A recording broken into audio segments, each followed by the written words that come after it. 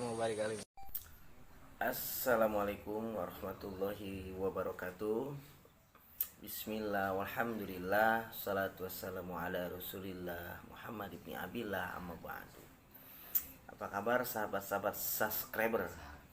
Semoga sahabat-sahabat subscriber berada dalam penuh keberkahan oleh Allah Subhanahu wa taala, dan sahabat-sahabat subscriber semuanya dalam keadaan sehat walafiat. Amin amin ya rabbal alamin. Pada saat ini tepatnya tanggal 1 Juli 2020, kita sedang mewawancarai juru kunci Gunung Peyek, yaitu Bang Bacuy, yang kediamannya bertempat di daerah kawasan Gunung Sindur. Bagaimana kita akan mengupas tuntas tentang Gunung Peyek, dan Gunung Peyek sampai sekarang bisa dimanfaatkan untuk wisata secara umum. Dan pada saat ini tim dari BJ Zailani berkunjung dan bersilaturahmi langsung bertemu dengan juru kunci Gunung Peyek. Yuk sama-sama kita saksikan, sama-sama kita dengarkan wawancara dari tim BJ Zailani bersama juru kunci Gunung Peyek, Bang Bacuy. Yuk berangkat. Udah berapa lama peduli sama tempat di Gunung Peyek? Kalau bicara di Gunung Peyek sih, sebetulnya emang kita anak, dia bisa dibilang kecil di sana lah gitu. Jadi kalau waktu masa kecil itu ya tempat bermain, tapi masa itu tanpa bimbingan orang tua atau nggak ada izin dari orang tua itu bisa dibilang sangat dilarang. Ya perihal ini itunya mungkin orang tua lebih banyak tahu. Jadi bisa dibilang kalau bahasa orang kampungnya angker.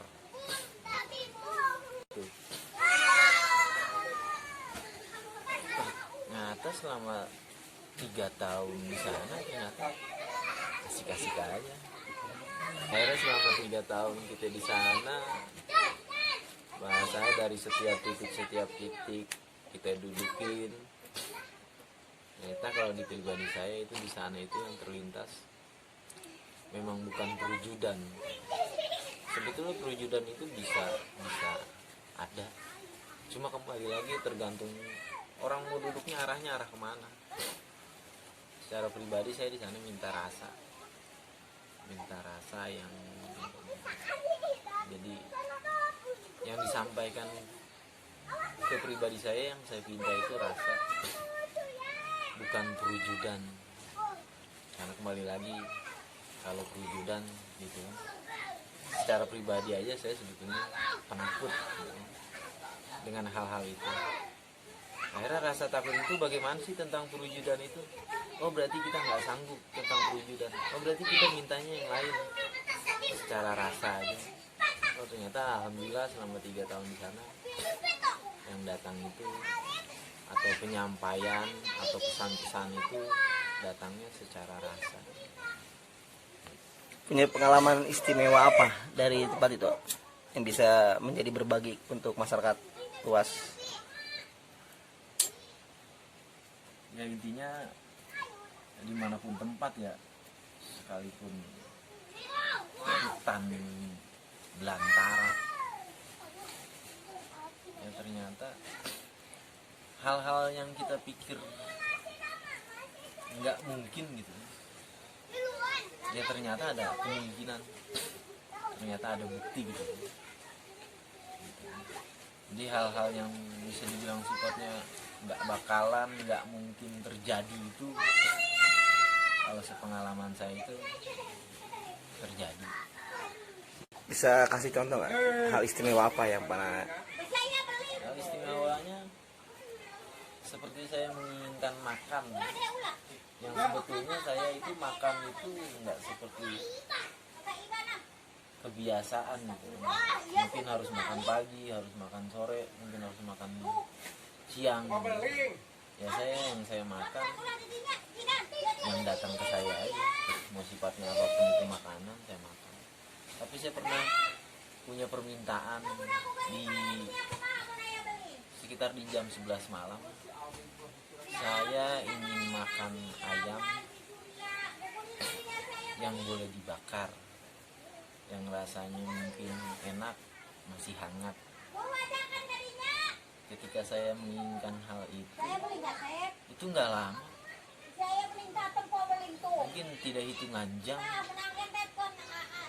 ada yang mengantarkan saya makanan yang saya inginkan itu, ayam bakar yang masih hangat.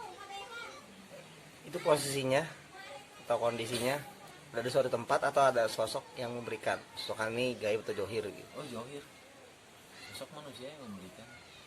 Ini makanan, pas saya buka ternyata itu makanan yang saya inginkan.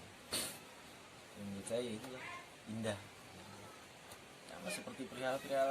Bahkan pernah juga hal selain tadi makanan itu, kayak rokok itu pernah terdetik begitu. Kayak uang terselip di pohon yang nilainya 20.000, 50.000, tapi bukan di tanah, terselip-selip di pohon atau terselip-selip di bawah karang. Rokok aja pernah saya menemukan rokok itu terselip di bawah karang. Saya ingin rokok super. Kebiasaan saya rokok super, pada saat itu saya ngerokok, tapi bukan rokok super. Itu sifatnya detikan dalam hati tek gitu atau ucap? Hati. Hati. Ketika kita, ya seperti dibilang sadar nggak sadar, tapi menurut saya sadar.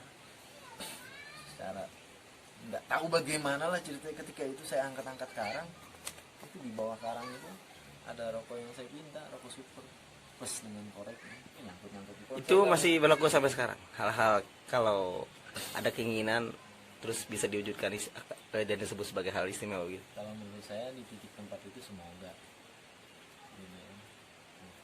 Enggak, artinya sih ya sering, maksudnya itu mungkin dulu, kalau yang sekarang terbaru ini mendekati ini kalau hal istimewa kayak tadi lagi. Jam-jam ini ya saat-saat ini memang lagi agak kurang di sananya saya. Paling hanya malam-malam tertentu gitu kan saya ke sana, nggak seperti dulu. Mungkin bahasa yang dibilang hidupkan rasa kita, hidupkan hati kita, mungkin itu saya percaya. Tempat itu apa ya namanya? Apa arti buat saya? Buat saya sebetulnya sebuah perjalanan ya, dari satu titik ke titik yang lain. Bahkan tempat itu pun ketika diberikan petunjuk di alam sananya tidak seperti itu. Cuma kalau kita ceritakan kepada umum juga nanti kesana takut aneh atau ngada-ngada. Jadi dari lintas beberapa tempat perjalanan dari gunung itu, waktu diberikan ilamat dalam mimpi itu, tempat itu terlalu jauh untuk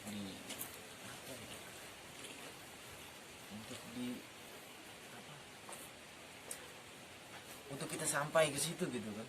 Saatnya saya loncat ke Gunung Kapur,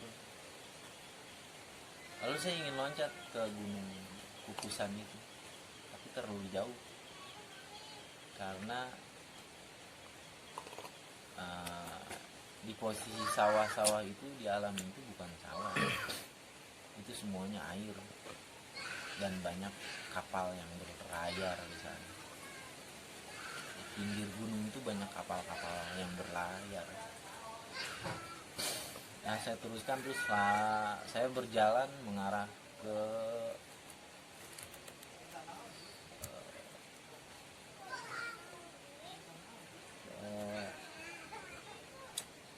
selatan. Saya berjalan ke arah utara. Akhirnya dibuktikan secara nyatanya ketika saya berjalan ke arah utara itu, akhirnya sampailah saya di ujung kulon Sanyang Sira. secara nyatanya. Dan ketika saya berpijak di sana di ujung Kulon Sanghyang Sira, ketika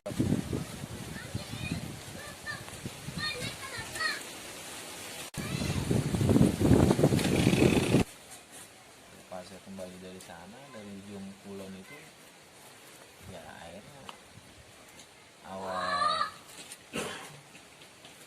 2017 sampailah saya di tempat itu.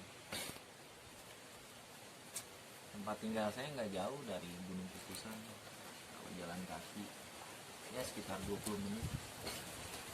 Tapi 2017 saya pernah nggak pulang rumah itu selama 1 tahun di sana, siang malam pagi sore gitu di sana. Nggak tahu kenapa, mulai entah sebulan sekali atau seminggu sekali saya kembali ke rumah.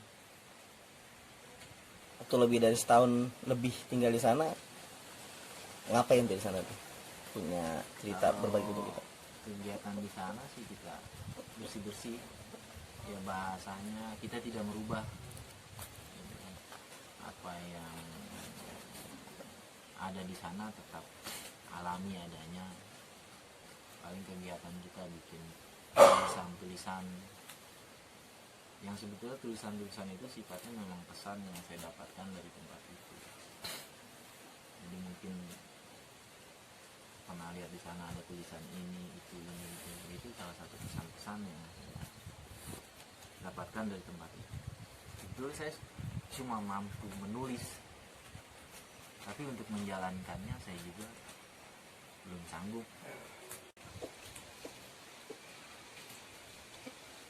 Wawancara 1 jam. Jadi saya kalau ngertiin, tempat itu secara johir adalah seperti itu, tapi secara kebatinan sebetulnya apa tuh, gimana tuh? Tadi kan udah ada gambaran tuh, sekelilingnya adalah air laut begitu. Sebetulnya atas gunung itu apa tuh? Bang, bisa kita nanya Apaan?